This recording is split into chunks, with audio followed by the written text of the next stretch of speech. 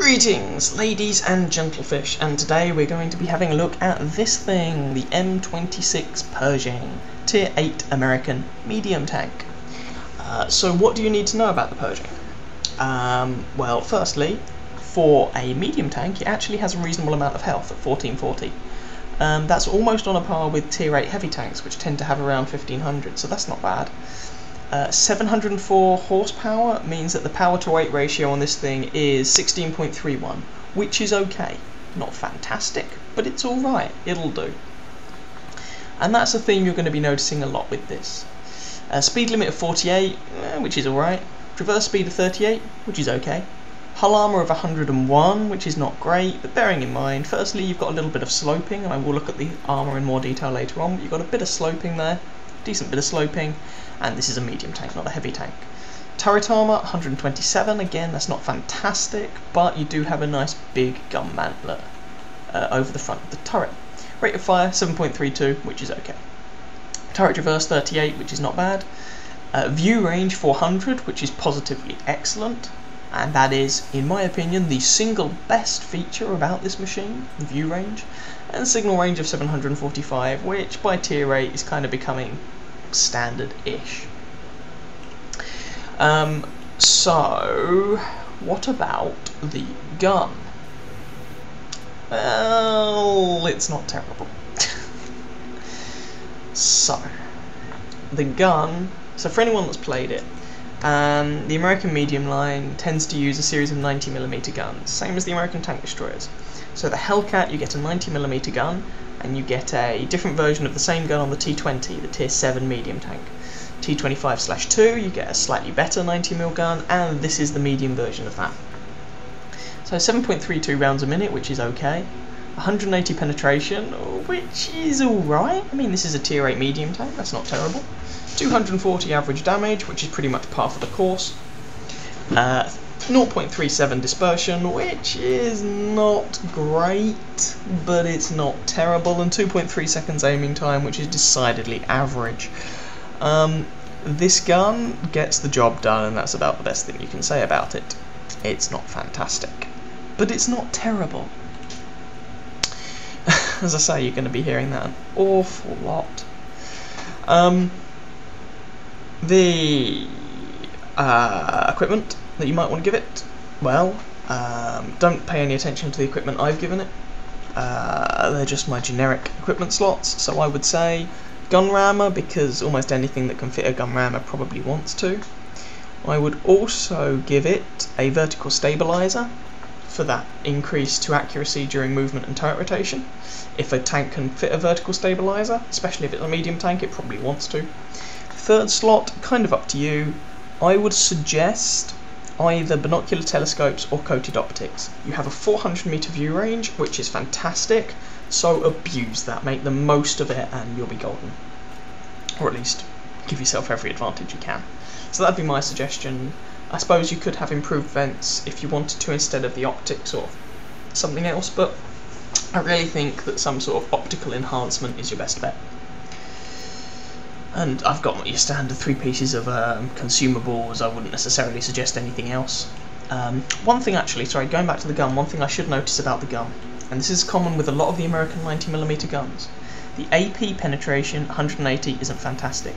The APCR, the premium ammo penetration, is 268, which is about the same as the penetration you get on the Tier 10 105mm guns, on like the Pattern, and the FV4202 and the STV1, etc.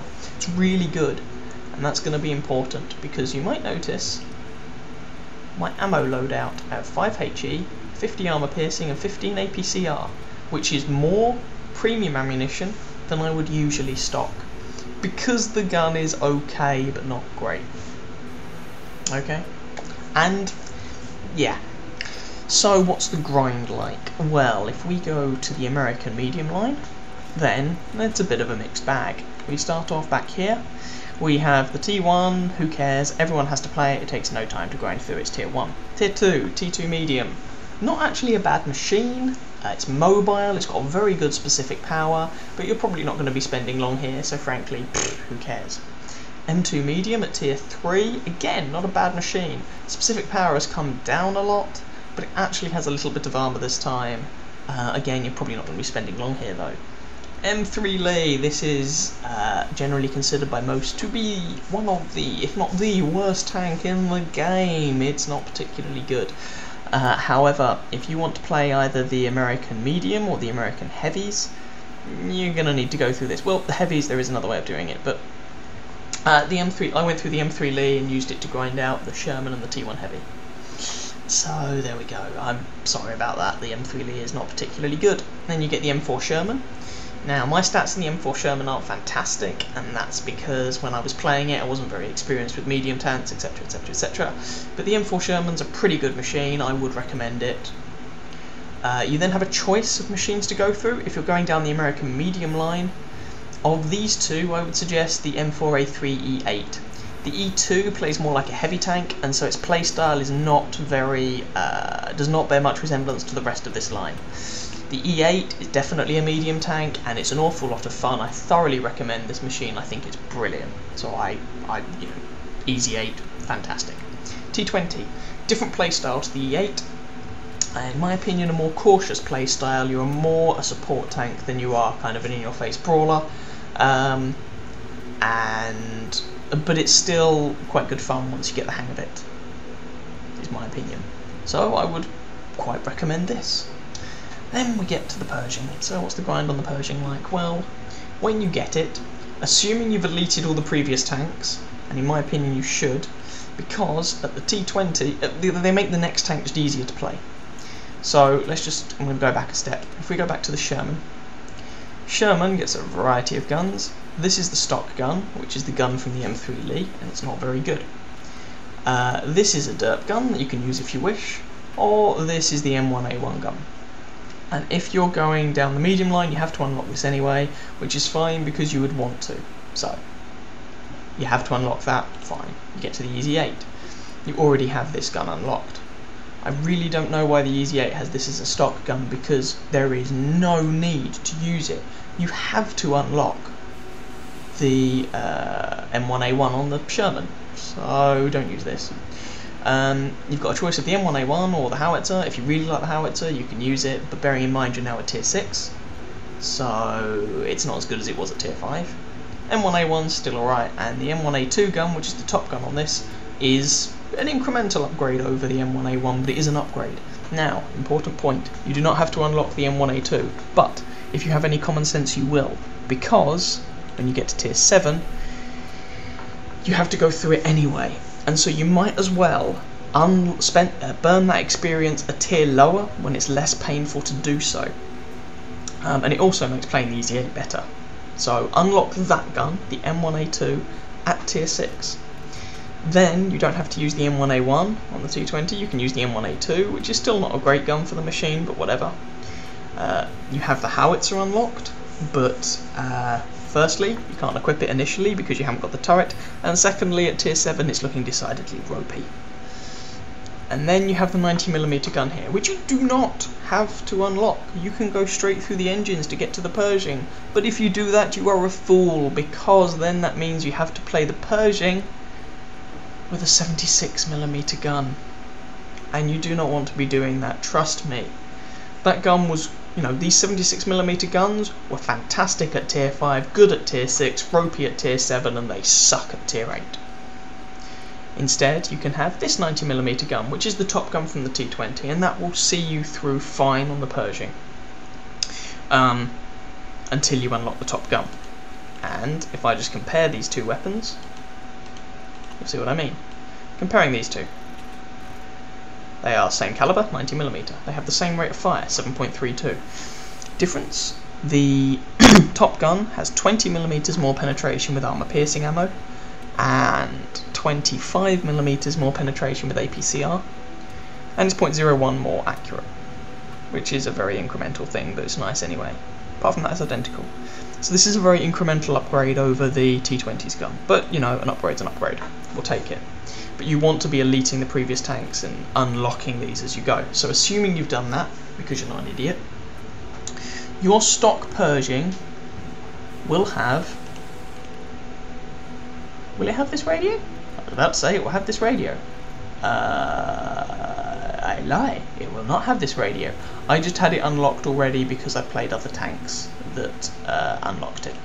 So you will have stock radio, stock engine, stock suspension, stock turret, and the 90mm gun. Fair enough. The first thing I would do with this tank is unlock the engine. This tank historically was originally classified as a heavy tank, and with the stock engine it really shows. 560 horsepower on this is not enough.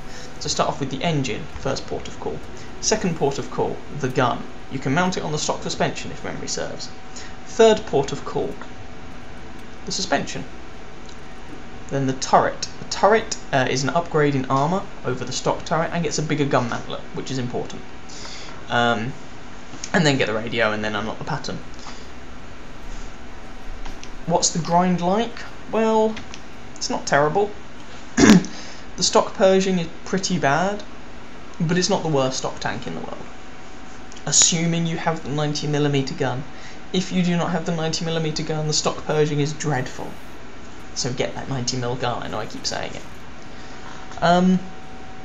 So overall, I'll show you the armour in a minute, but overall this tank is okay.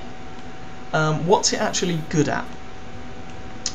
Well, the Pershing kind of has 2 or 3 good features. Firstly, it's excellent view range of 400 meters, and that is brilliant however you look at it. Secondly, its frontal turret armour is good. Not great, but good. We'll see that in a minute. Thirdly, it has good, and by good I mean 10 degrees, gun depression. So what you want to do is use this hull down wherever you can. You just want to poke your turret up.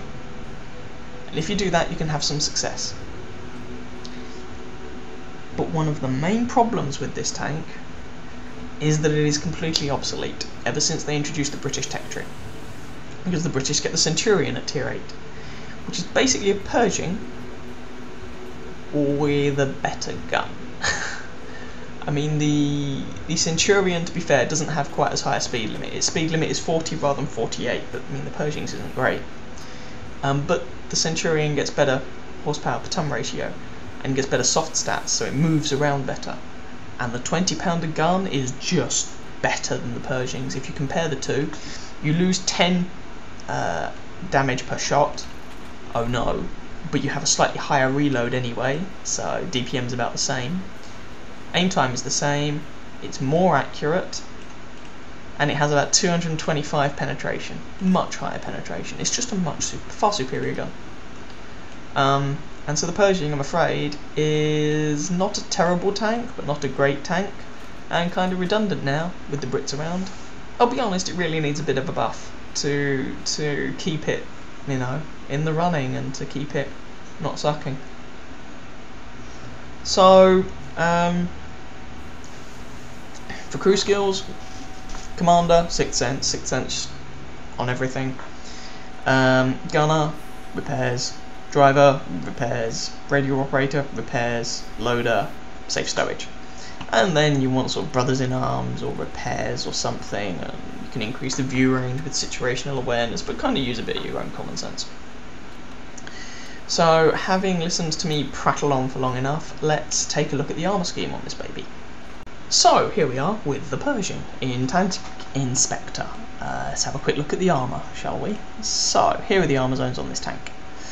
As you can see, the frontal plate is 102mm thick, but because of the sloping that becomes 140 effective armour if someone's just shooting straight from the front.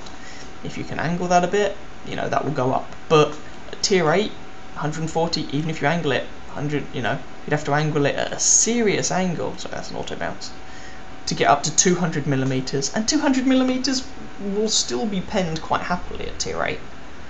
So the front upper plate isn't brilliant. And just in case that wasn't enough, in case you need it, there are 2 glaring great weak spots on the upper frontal plate. These correspond to this machine gun port and this block of armour here. These are down at 76mm thick. Are they sloped? Are they buggery? You will pen them like it's going out of fashion. The one interesting thing to note is that if you're shooting this straight from the front, the lower plate is only 76mm but the angle makes it 175. If you're shooting this machine straight on from the front, the upper plate is actually a better bet than the lower plate if you're at close range. If you're further away, the lower plate might become a better option, but frankly, you can just go through the front of the hull of this machine. What about the turret? Well, as you can see, this is the side of the turret, which is 76mm. The sloping brings it up to 100 and something, but if they hit you here in the cheeks, they're probably going to penetrate. The gun mantlet, if you come across, yep, you are effective ricochet, 340 and down to about 200. And so basically the gun mantlet on this tank isn't bad, so hull down is good, but don't be surprised if guns with over 200 penetration do go through your gun mantlet. What has more than 200 penetration? Well, the first tank with that I can think of is sitting at tier 6. That's the ARL V39 or the ARL 44, French. That French long 90mm gun has 212 penetration with armour piercing. The British at tier 7 get the AT7, which has a 20-pounder gun, which has 226mm of penetration. Tier 8, loads of British tanks get the 20-pounder gun. Carnarvon, Centurion, AT-15, they will all go through your gun mantlet. The Russians, the IS-3, BL-9, 225, go through your gun mantlet. Tiger 2, Top Gun, go through your gun mantlet. You can see what I'm getting at. You can take tier 10 shells to this, if you're lucky, but don't be surprised if tier 8s go through you. And so one of the best things this tank had going for it, i.e. the front of the turret, you're not in a T29. This is not Bounce City. You can do well with the front of the turret, but don't be surprised if you get penned. Okay? What about the rest of the armour? Sides, side of the turret 70 odd, side of the hull 70, right at the back 51, rear 51, 64, it doesn't matter. That's 25. The engine, if artillery hits you and gets a good angle on you, you're going to take a whole shed ton of damage. The commander's cupola is 76 with the angling, you know, bits of it can be weak.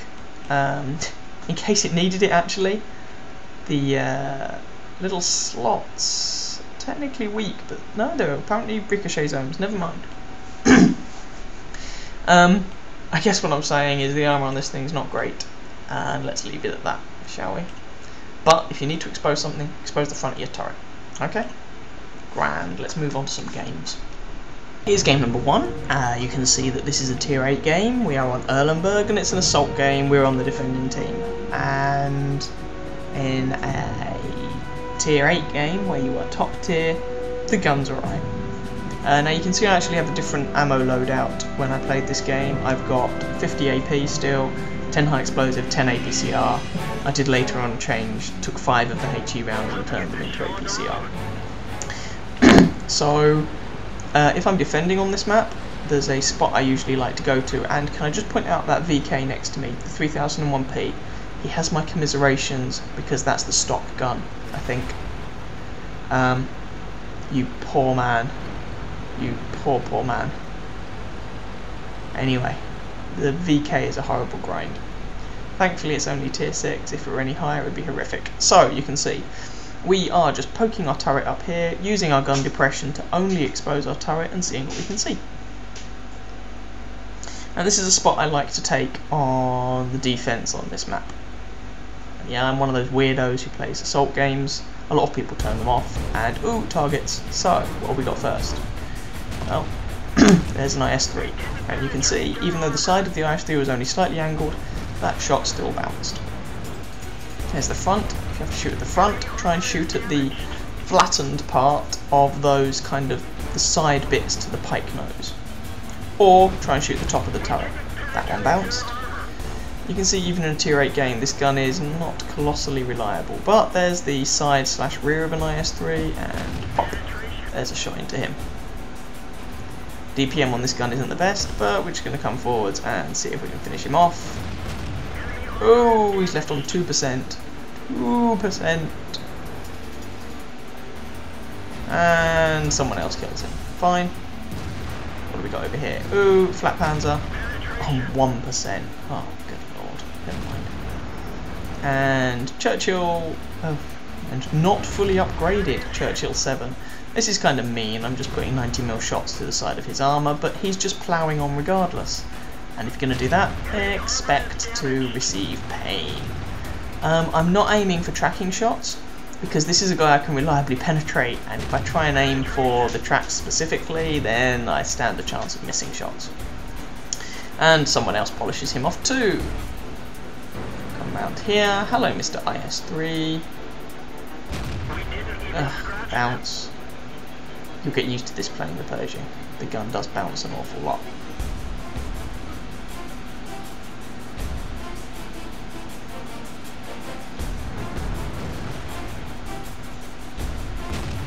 Bounce. See what I mean? It's not as if I'm aiming at the front of his turret or anything. Right, now we have shots into the side of his turret. There we go, there's a penetration. He's on 8%. Can we pick up the kill? We're aiming for the side of that pike nose, and there we go. Kill number 1. And it's an IS-3, it was a good kill. And we've done a fair amount of damage so far. And the team is winning 8-5, which is nice. So we're coming around here, and I'm thinking about going into the town. Seeing if I've got any shots over there. In fact, I'm thinking about it so hard that I do go into the town. We're winning 8-6. I still haven't taken any damage, so who is around here? Where are you? Do you want to come out and play? I want to play with you. Do you want to play with me? Without trying to sound creepy. Ooh, ooh, ooh. Oh. No fun. Oh, someone else kills him. And we're a medium tank, so the mobility isn't bad, but the mobility and agility on this thing, oh, hello, is not good enough to, and I start loading the high explosive here because it's a Borsig. The mobility and agility does not make this a brawling tank, but the gun does not make it a sniper, so it's, 93, really? Ugh. So I aim at the superstructure, and here, now, there we go, the side, 126. Are you serious? I should be penning and doing way more damage than that. There we go, 269 and killed him. HE can be a bit of a nuisance sometimes, and we switch back to armour piercing. So, this guy is driving a Jagdtiger 8.8. This guy has a fast rate of fire. We're just going to aim at his lower plate. Oh no, first we track him. So now I can pick up lovely assistance damage for anything that these guys do to him. And we're just going to aim at the lower plate and pop. Kill number 3. Yay! Kills!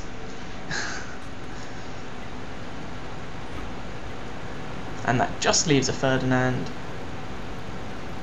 Can we find the Ferdy? Catch the Ferdy, catch the Ferdy, catch the Ferdy now! Sorry, if anyone ever saw that cartoon, Catch the Pigeon, then I've just horribly butchered the theme song for it. And if you never saw it, then you've no idea what I'm talking about anyway, and ooh, it's the back of a... oh, Ferdy. I shoot too late and I don't get him. But, you know, there we go. There is an example of a top tier game in the Pershing, and you can see that even when top tier, even when you're aiming for weak spots, that gun will still miss and it will still bounce. It's a frustrating thing to use. Anyway, that was game number 1. Game number 2, I think it's actually on the same map, but it's going to be a decidedly less friendly matchmaker.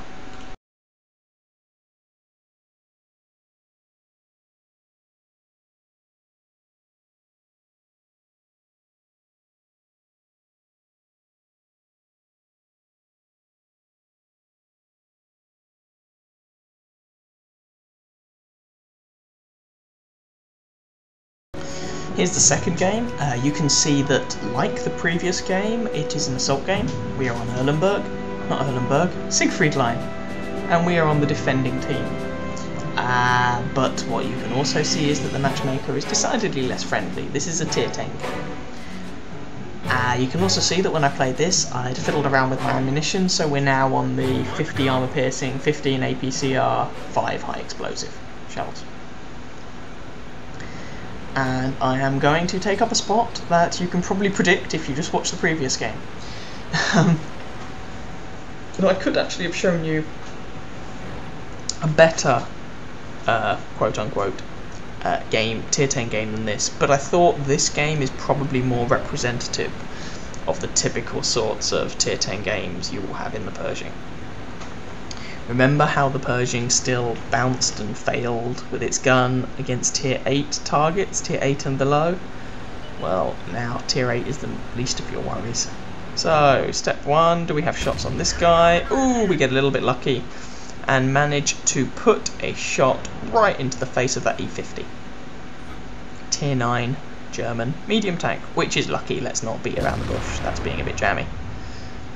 So here we are, we have flanking shots, except we don't, they got into cover, or do we? No. Well, that's a shame. And I'm still going to keep looking over here, I think. And, oh, IS-3, IS-3, IS-3, can I hit the... no. Oh, wait, yes. I think that shot actually just snuck in through his lower plate. Not quite sure. That one was actually a success. And bang, bounce. That one went high and into his turret front. Oh, can we do anything about the T-54? We have to aim for the commander's hatch. No, he moves and we bounce. Can we try this time? He bounces on me though, which is nice. IS-3. Oh, shot just misses. I really dislike these American 90mm guns. They're probably better on the tank. I hope they're better on the tank destroyers, but I haven't gotten far enough with the American TDs to find them yet. And on the heavy tanks they're okay, but on the mediums they're painful. Ugh. Bounce City. And, I mean, IS-3s, you might want to switch to APCR against them, but I was very conscious that this was a tier 10 game, and as soon as you switch to APCR in this tank, you're almost guaranteeing that you'll make a loss unless you run a premium account. And I was aware that with tier 10s and 9s floating around, I might want the APCR to deal with them. No, I was probably never going to pen, but I took the shot anyway. I'm getting a little bit fed up here. No, gun's just not accurate enough to make that sort of stuff work. If I'd been in a Carnarvon, or a Centurion, or an STA, I'd have had a lot more success doing that. But there we go. Them's the breaks. I'm not. I'm in the Pershing.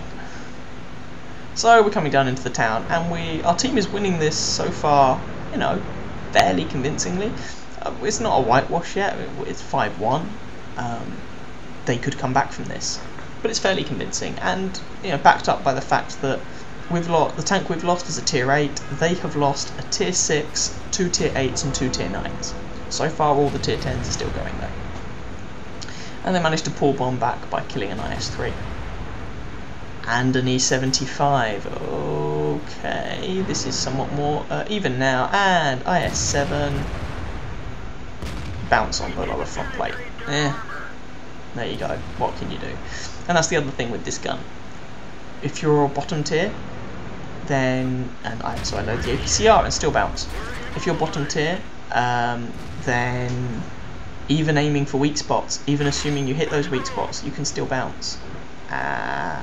So yeah. And the lower front plate of the IS-7 at close range can be pretty troll. There we go. Another shot that didn't do anything. Ugh. So there's 2 APCR rounds that just achieve nothing. Winning 6-4, not quite as impressive as it was, but you know, it's alright. And IS-8, IS-8, yay! Cheeky kill steal, kill secure on the IS-8. So that we are winning 7-4. We've used 3 rounds of APCR. Spoiler alert, I do not make a profit on this game, and I really want this E100 to get out of the way, because I don't want to take a shot in the back, and oh good lord, AMX just got nailed. by an IS-7, and there's the IS-7 in question. Now with APCR, remember we have 260 something millimeters of penetration. It's quite a lot.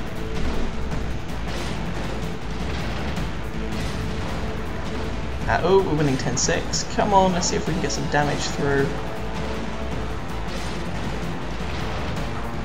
And there's an IS-3, I put him on 1%. IS-3 takes out my engine, I repair the engine. Oh, I'm getting shot by someone else. Try and get some cover between me and them. There's a T-28 prototype who just died. 12-7. There's an IS-7. Ugh. If I was into the sides and they were flat on, I could penetrate with AP. Although the sides of an IS-7 can be kind of troll. Into the rear, can penetrate with armour piercing. That was actually into the side of the turret. That might have worked with armour piercing, it might not, I'm not sure. But I wanted to make sure of these. I wanted to get some experience out of this game. So there we go, there's 2 APC. Someone just shot me in the back. 3 APCR shots into this IS-7. And if I can put one more in, no, someone else picks up the kill. That leaves a T-44 that just died, and an IS-3. Now I switch back to armour piercing now. Not wasting APCR on an IS-3. APCR isn't necessarily a waste, but I'm not using it anyway. And nope, he's on 83%. Whee. And down we go. Come on, let's find him and kill him. Well, I say find him. I know where he is. Let's just go over there and kill him. And this is just a race to see who can get some last bits of XP and damage in before the game ends, basically. Quite a convincing win, which is nice. So I'm going across the train tracks. Sorry, the tank tracks. There's a couple of gaps in these dragon's teeth that you can use. There's one of them. E100's coming after me, but I'm more mobile, I'll get there first. And we've also got that T-44 over there. And together, with any luck, we'll be able to gank the IS-3. I mean, the IS-3 is dead. Look at what's coming for him. He is just so dead. But, is he facing me or is he facing the other way? He's facing the other way! Huzzah! And we set him on fire.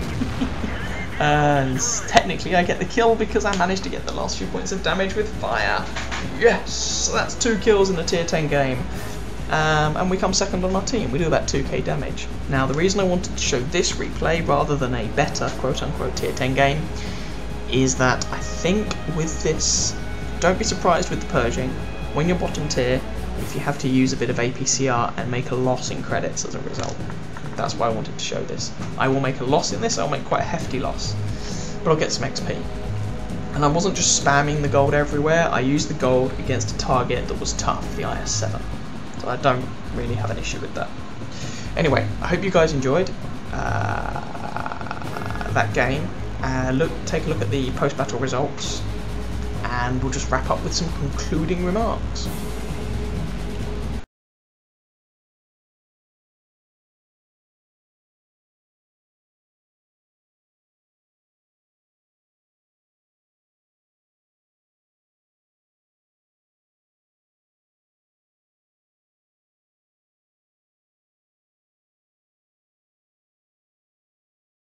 So, what do I think of this tank overall? I think it's okay, not great.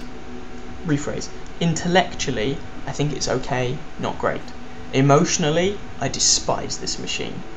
It is just so frustrating. The American 90mm guns, if they can, they will miss or bounce. They just... RNG hates you in this thing. It's just so frustrating. And playing it, you just look around and you think, there's a Centurion, I would rather be in that. Or there's an STA, the Japanese tier 8, I'd rather be in that. They're both better than this thing. This just doesn't have a place anymore. It needs a buff, it needs something. It's just... ugh. So would I recommend keeping it? No. No, I would not. I haven't sold mine yet, firstly, because I want to grind out all of the XP for unlocking the pattern without using any of my free XP, so I'm still playing it for that. And secondly, I haven't sold it yet because I'm doing this review. Once I've done this review, and once I've finished the grind for the pattern, which hopefully will be tonight, I'm selling the hell out of this thing and never playing it again. Just have no interest in doing so. So yeah, is this a bad tank? No. Would I recommend it? No. I hope the rest of the American medium line's worth it. There are some lovely tanks in the American medium line, but this is not one of them, which is a shame, because when I started the medium line for the Americans, there were two tanks that I really wanted to play. One was the Sherman, because it's a Sherman, you know, it's an iconic machine, and the second was this, the Pershing, M26 Pershing, and it's just a disappointment, really. I don't recommend it, and if you're planning to go through the American mediums, as I am, then you're probably going to want to grind through this, you know, fairly efficiently. I mean, you can see it's my most played tank by virtue of the fact that tier 8 is my highest so far, and so I've never had to grind out as much XP as you need to grind out a tier 9 tank yet. And that's why I have almost 300 games in it. It'll probably be about 300 by the time I'm finished with it. Yeah, not a massive fan. Anyway, didn't want to finish on a downer, but yeah, it's not my favourite tank. But it's not a bad tank. It's really not bad. Anyway, I hope you guys found that informative, useful, whatever, enjoyable, I don't know. If you did, feel free to catch some of my other videos and or subscribe to my channel. And I wish you happy hunting on the battlefield. Ciao, ciao.